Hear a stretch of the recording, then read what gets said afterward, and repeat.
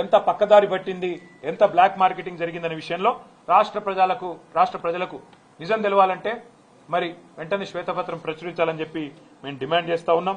లేని పక్షంలో మరి క్షేత్రస్థాయి నుంచి రాష్ట్ర స్థాయి దాకా పోరాటానికి నిర్మాణం చేస్తాము. చివరగా మరి పోరాటంలోకి పోయే ముందు నేను ఎక్కడికక్కడ ఇవాళ నాకు రెగ్యులర్గా ప్రతి ఊరు నుంచి ప్రతి నియోజకవర్గం నుంచి కూడా ఫోటోలు పంపుతా ఉన్నారు మాకు. అన్న ఇక మా దగ్గర ఇంత పెద్ద లైన్ ఉంది, మా దగ్గర ఇంత పెద్ద లైన్ ఉందని చెప్తా ఉన్నారు.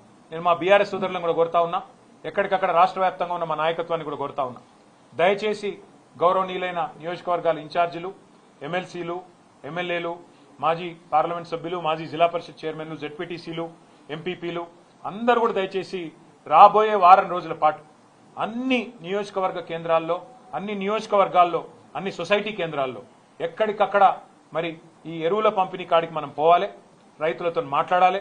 ఆనాటి పరిస్థితి ఎట్లుండే ఇవాళ ఎట్లా ఉన్నదో వారికి గుర్తు చేయాలి. అట్లాగే అధికారులతో కూడా సంభాషించాలి.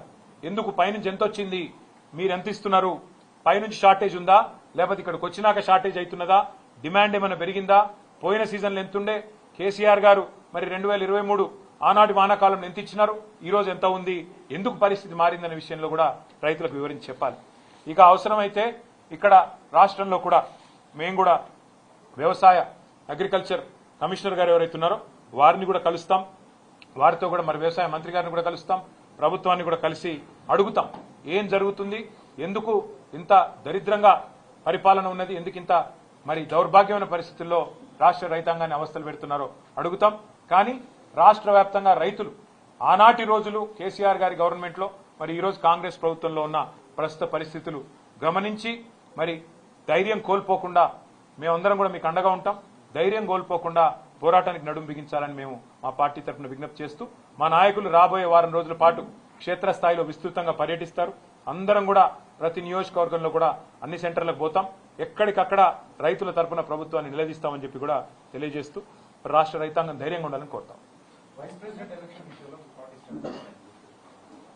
ఉపరాష్ట్రపతి ఎన్నిక విషయంలో నిన్న మొన్న మరి అటు ఎన్డీఏ ఇటు ఇండియా రెండు కూటములు కూడా తమ అభ్యర్థుల్ని ప్రకటించాయి. కానీ మీకు నేను గుర్తు చేస్తా ఉన్నా, బీఆర్ఎస్ అనేది సర్వస్వతంత్రమైన పార్టీ. మాకు ఢిల్లీలో బాసులు ఎవరు లేరు, మాకు ఢిల్లీలో ఏ బాసు లేడు, మాకు ఏ పార్టీ కూడా మా బాస్ కాదు. మాకు ఎవరైనా బాసులు ఉన్నారు అంటే తెలంగాణ ప్రజలే మా బాసులు తప్ప మాకెవరు ఢిల్లీలో పెద్దలు మాకు ఆజ్ఞాపించే వాళ్ళు, మమ్మల్ని ఆదేశించే వాళ్ళు ఎవరు లేరు. మేము మా పార్టీకి ఇంతవరకు ఎవరు కూడా సంప్రదించలేదు. ఈ అభ్యర్థి కానీ ఆ అభ్యర్థి కానీ, ఈ కూటమి కానీ ఆ కూటమి కానీ ఎవరు కూడా మమ్మల్ని సంప్రదించలేదు, మమ్మల్ని అడగలేదు. మేము కూడా ఒక పార్టీగా కేవలం మీడియాలో చూసిందే తప్ప ఉపరాష్ట్రపతి ఎన్నిక జరుగుతుందని మాకు ఇంతవరకు ఎవరు కూడా సంప్రదించింది లేదు, ఎవరు కూడా అడిగింది లేదు. పార్టీగా ఇంకా టైం ఉంది, సెప్టెంబర్ 9 ఎన్నిక కాబట్టి కూర్చొని ఆలోచించుకొని మేము ఎలక్షన్ తేదీ నాటికి మా వైఖరి ప్రకటిస్తాం. కానీ ఒకటి మాత్రం నేను గుర్తు చేస్తా ఉన్నా, మేము ఎన్డీఏ కూటమిలో లేము, ఇండియా కూటమిలో లేము.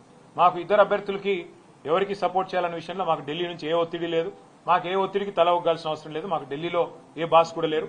మేము తెలంగాణ ప్రజల మూడుకు అనుగుణంగా, తెలంగాణ ప్రజల ఆకాంక్షలకు అనుగుణంగా, ఇక్కడ ప్రజల ప్రయోజనాలకు అనుగుణంగా, రాష్ట్ర ప్రజల ప్రయోజనాలకు అనుగుణంగా ఏ నిర్ణయమైనా తీసుకుంటాం తప్ప మేము ప్రస్తుతానికైతే ఏ నిర్ణయం కూడా తీసుకోవాలి.